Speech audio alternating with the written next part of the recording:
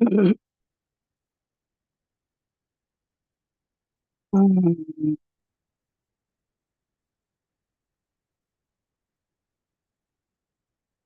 mm,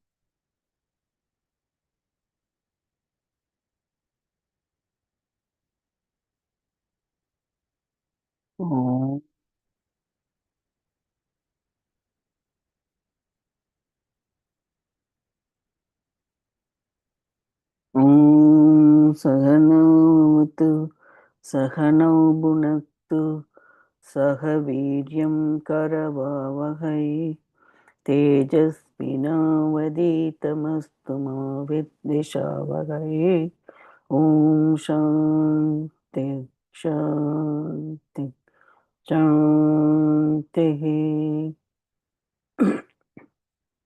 सदाशिवसमारम्भां शङ्कराचार्यमध्यमाम् अस्मदाचार्यपर्यन्तं वन्दे गुरुपरम्परां वन्दे गुरुपरम्पराम् नारायणं नमस्कृत्य नरं चैव नरोत्तमं देवीं सरस्वतीं व्यासं ततो जयमुदीरयेत्.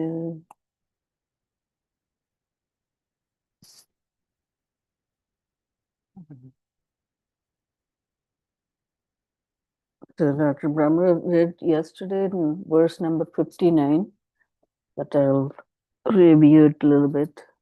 So until everybody comes, then we'll start with number 6. Yeah, you can read from there.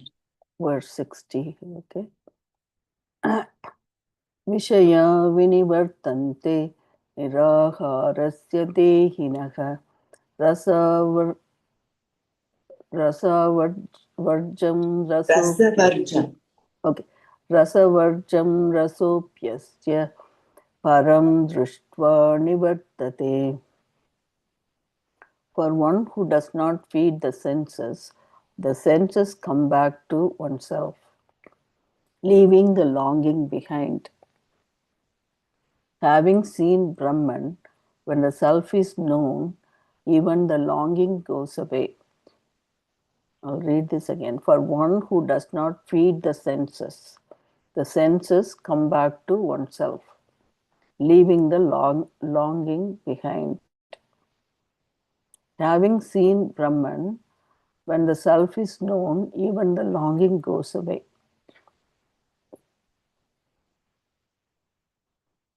So, let me see what we can read. I'll read the little bit of initial text so that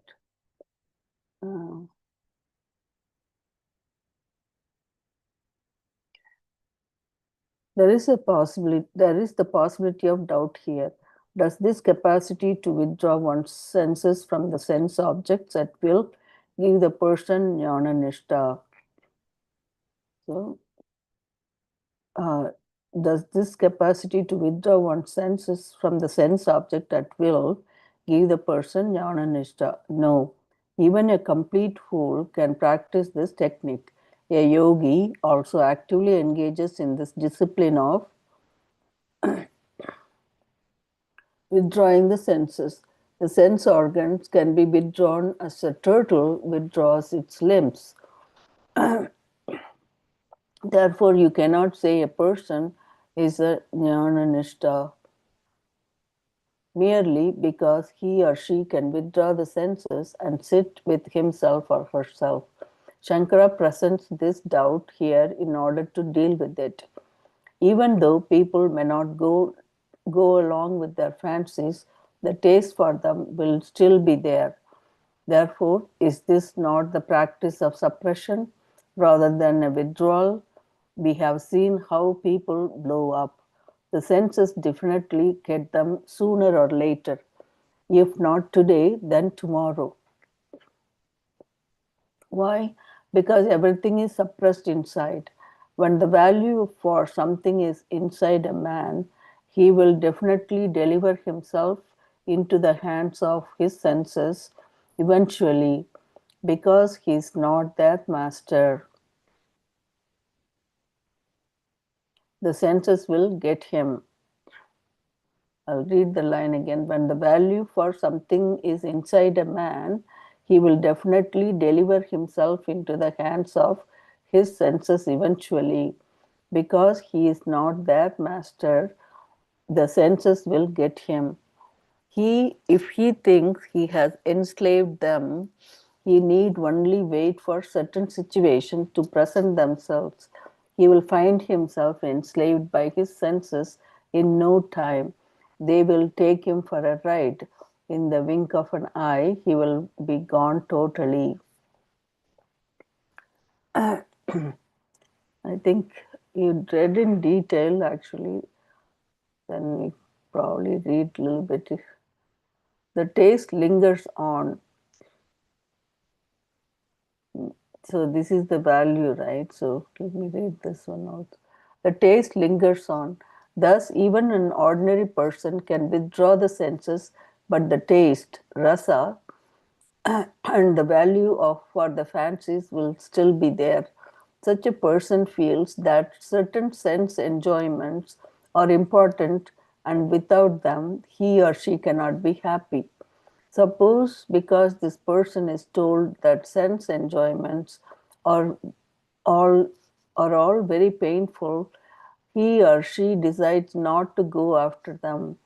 Then he or she might begin practicing withdrawal of the senses, but find that the rasa does not go away.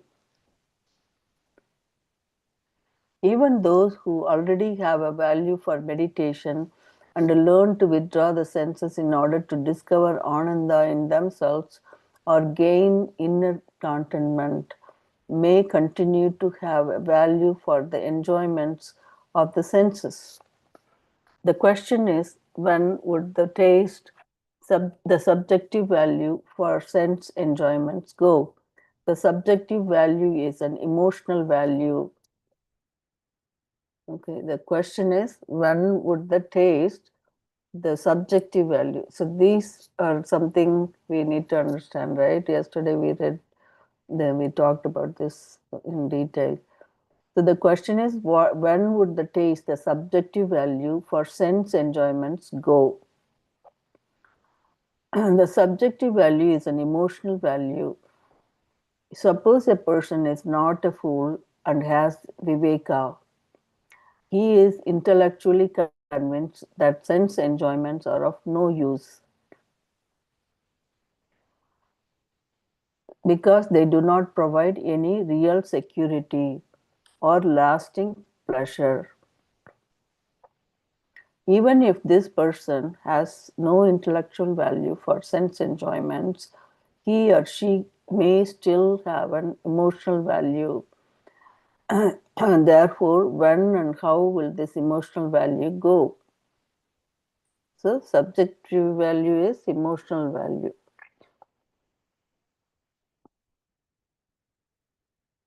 because it pertains to that taste and that emotion, like you feel happy when you eat certain kinds of food, that kind of the information here. The emotional value is very important and must be recognized as such. Emotion is part of your life. Again, the emotional value is very important and must be recognized as such. Emotion is a part of your life, a part of your expression. Therefore, you cannot dismiss it, nor is it necessary to do so. And emotion does need to be respected because it has a power that can be overpowering. So it has a power that can be overpowering. We can be completely overwhelmed by emotion, and therefore we need to know how to tackle it. An emotional value, which is a subjective value, is different from an intellectual value, which is objective. Intellectually, your analysis can be clean. These are all sense objects. They do not contain any joy or security. I am insecure and remain so, whether I have sense objects or not, whether I have money or not. Therefore, I need to discover security within myself. All of this you may know, but although you know that money does not make you secure, you still have an emotional value for it. And even if you do not have an emotional value for money, an intellectual value will definitely be there because you do need to buy a few things. Therefore, to say that money has no value is not correct. The value of money. The money does not give you security is a fact, but money does give you a house, health, haircuts, and a variety of other necessities and comforts. Money is not something that has no value whatsoever. Because it has an objective value, it cannot be dismissed totally. With reference to its emotional value, money is used to measure success. If if someone comes to you in a new car and your car is battered, you find yourself wanting to have a new car. When money is used to measure your success, there is always a feeling that you have not made it. I did not do this and I did not do that is one of many inner tapes indicative of a subjective emotional value and that cannot be dismissed. How can you withdraw from that rasa, that taste that is always there? To suppress the value is not the answer because suppression is nothing but a volcano that blows its top one day. Whenever there is suppression, this problem arises. Here, Krishna told Arjuna how the subjective value is dealt with.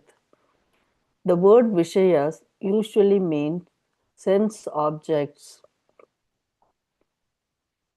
So the word Vishaya usually means sense objects. But in the present context, it stands for the senses, the topic discussed in the previous and following verses. Based on similar expressions found in the Shastra, Shankara, in his commentary on this verse, converts sense objects into sense organs.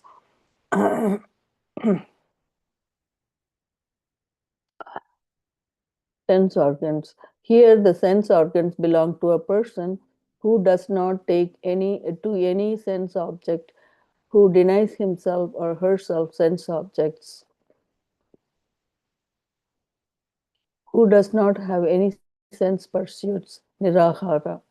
Ahara means sense objects and refers to that which is taken by you. Food is called akara because it is eaten, taken by you. The one who does not feed the sense organs is therefore called a nirahara. Krishna also referred to this person as a dehi. Krishna also referred to this person as a dehi, meaning one who is alive in a physical body.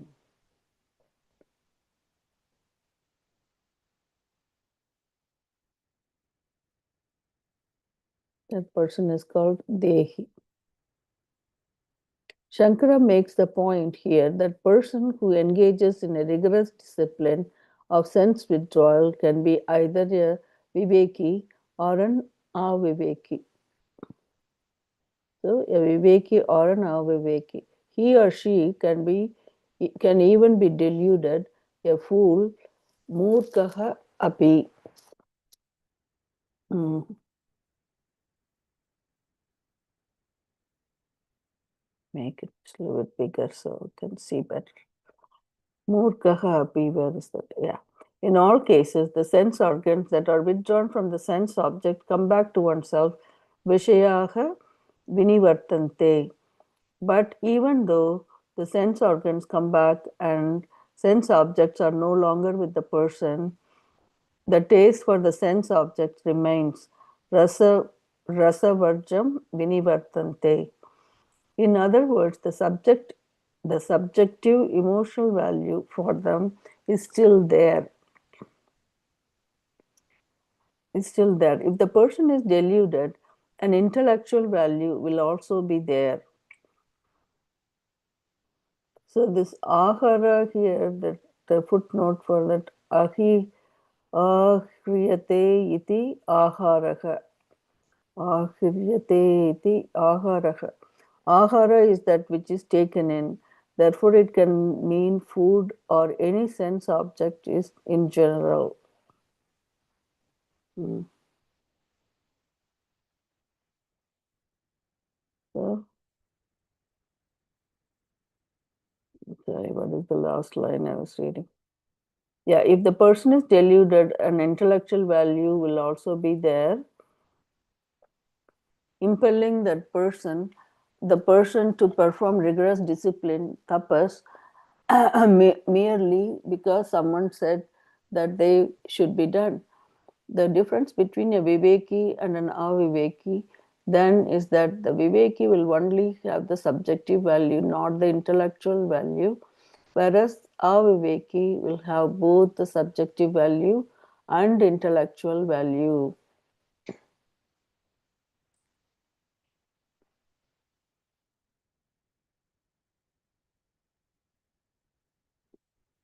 One second, I want to.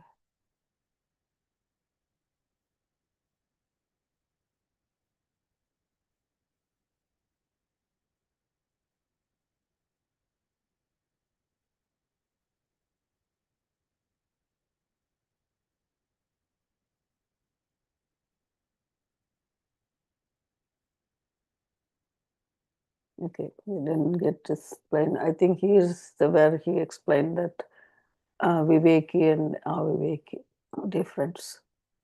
Knowledge alone removes rasa. In general terms, rasa is a sense and is commonly used to mean raga or liking. Shankara describes it in the same way.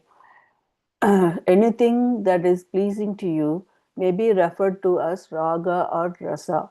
This is the value that remains inside a person's heart and mind even after having, excuse me, withdrawn the sense organs from it.